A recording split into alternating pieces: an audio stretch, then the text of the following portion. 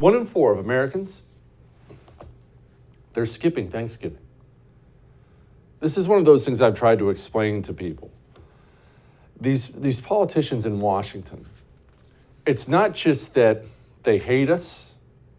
They don't have any idea what normal people go through because they're all rich. They all have a million different hookups at all. They don't miss out on anything. There's nobody in the Biden administration who's going to skip a single thing for Thanksgiving. They either make enough money or they know a guy who knows a guy. They're all going to have the best of the best. So they don't realize what it means that 1/4 of the United States of America, they're out on Thanksgiving this year. The numbers don't add up.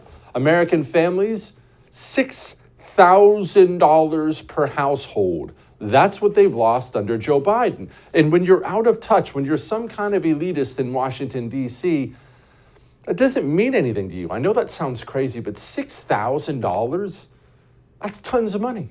But these people, they live such a life of privilege that $6,000, it's nothing to them.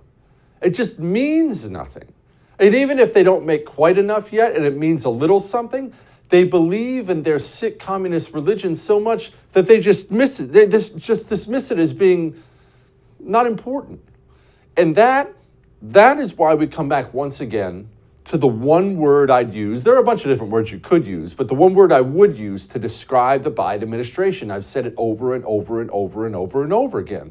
The best word I'd use to describe these people is cold. They're just so cold. It's been an avalanche of bad news for almost 2 years now since Joe Biden was elected. Just bad news, bad news, bad news, inflation and gas prices and over and over. Bad news, bad news, bad news. And with this bad news comes the knowledge that is normal people, that's you, seeing a reduction in your standard of living. You don't eat as well. You don't go out as much. Your clothes aren't quite as nice, the new clothes you buy.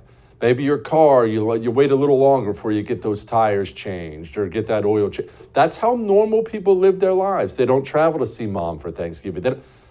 So while people are suffering, this Biden regime has gone for the unorthodox strategy of telling them, everything's great. Here's Papa Joe eating some ice cream. He ain't worried about it.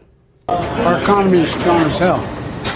The internals are. Inflation is worldwide. It's worse off everywhere else than it is in the United States. So the problem is the lack of economic growth and sound policy in other countries, not so much ours. And that's having, it's worldwide inflation. It's consequential. Even if you are a Democrat, and I know we have Democrats who hate watch the show, I get it, you're welcome. But even if you are a Democrat, how does that land to you? How does that land to you? Maybe you're suffering, or I bet you money you know someone who is. I hope you know people who are. I certainly do. These people are suffering. And the president, best economy in the world. I mean, yeah, there's worse other places too.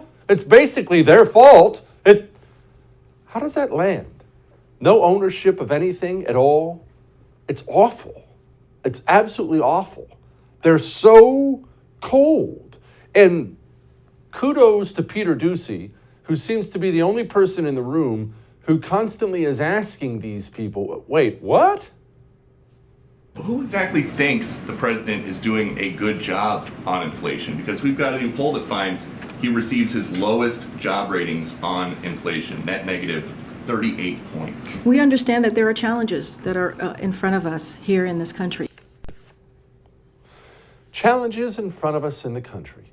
Don't miss Jesse Kelly Breaks History, The Forgotten Genocide, the first episode of a new series available now exclusively for First TV supporters. Visit the First TV app or thefirsttv.com to subscribe and start watching today.